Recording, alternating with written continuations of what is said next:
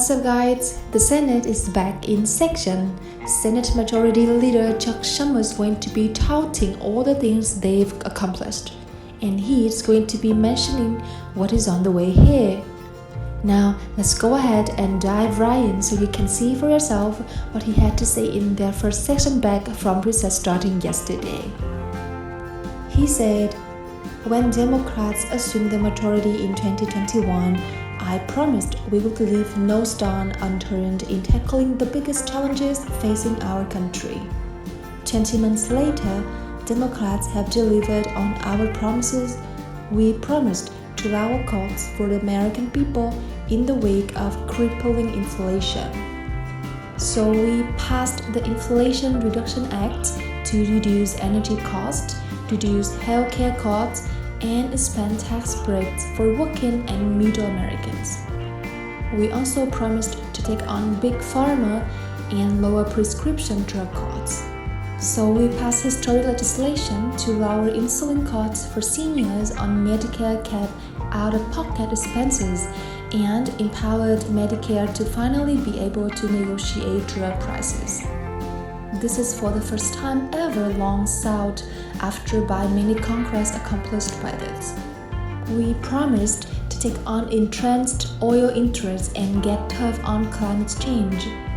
And so we passed the largest clean energy package ever. By the way, thanks to our work, Americans will see their energy bills go down and their savings go up, all while we created millions of new good-paying jobs and finally dealt with climate change in a very significant and real way. We also promised to bring manufacturing jobs back to America and get tough on adversaries like the Chinese Communist Party. So we passed the CHIPS and Science Act, the largest investment in manufacturing jobs in scientific research since the aftermath of World War II. And of course, we promised to take on the NRA. As you will know, Mr. President, protect our kids from gun VA and protect our kids from gun violence. So we passed the first gun safety bill since the Brady Law 30 years ago, which I was proud to be the author of when I was a member of Congress. Now, none of these accomplishments were easy. They demanded immense patience and persistence. Above all, but for anyone who thought Washington was broken and couldn't do big things, this Democratic majority has shown that real change is possible. And the results speak for themselves. Jobs across the country remain up, Americans are going back to work, our supply chains are healing. In fact, freight rates on ocean trade channels have dropped by 60% since January, and as gas prices continue their 2-month drop, we are seeing evidence that inflation might be starting to ease up. Of course, the work isn't done. As we begin this short work period, we have several high-priority items that demand our immediate attention. Before this work period concludes, the Senate must come together to pass a continuing resolution to extend government funding beyond the September 30th deadline. Last week, the administration sent a request for a number of funded items they would like us to work on, from aid to Ukraine, pandemic relief, and other items. This process, of course, needs to be bipartisan.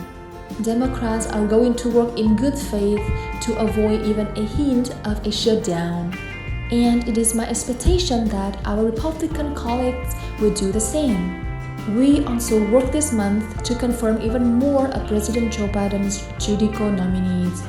Later today, the Senate is scheduled to vote to advance the nomination of Judge John Lee to serve as Circuit Court Judge for the 7th Circuit.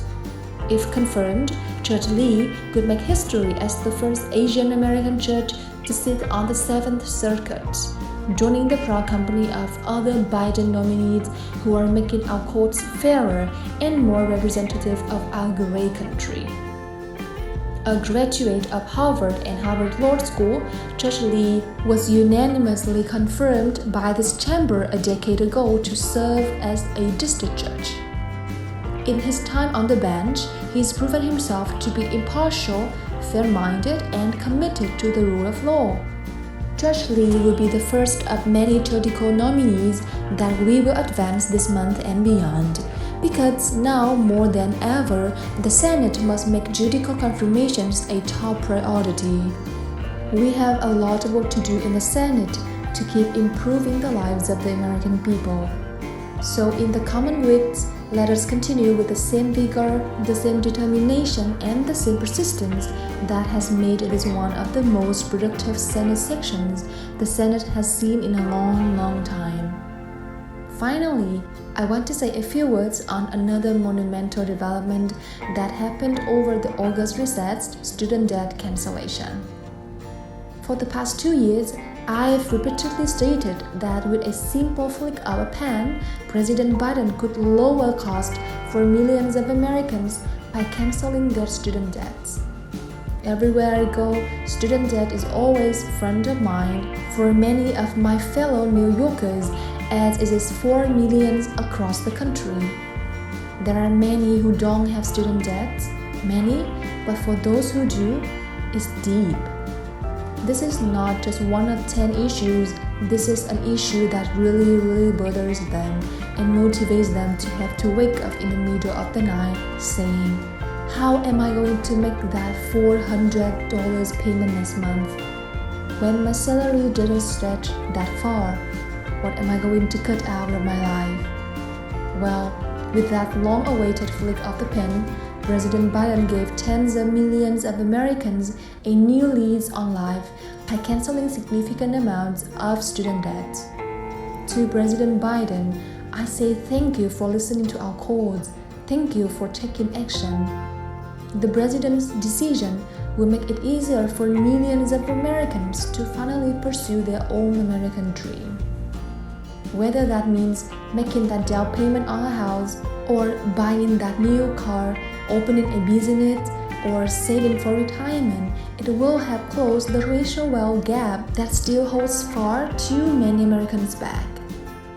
And most of all, it's going to make our economy stronger. Now, over the past few weeks, we've heard a lot of fake outrage from Republicans saying that canceling student debt is nothing more than a giveaway to wealthy Americans. The same Republicans who make tax cuts for the ultra-rich, the number one priority, are certainly apoplected at the thought of helping working and middle-class Americans with student debt relief. Well, here's the truth.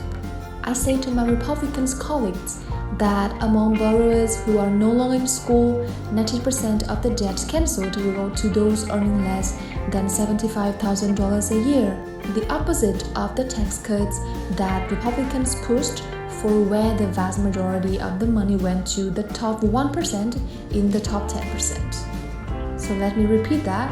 Among borrowers who are no longer in school, nearly 90% of the debt being cancelled will go to those earning less than $75,000 a year.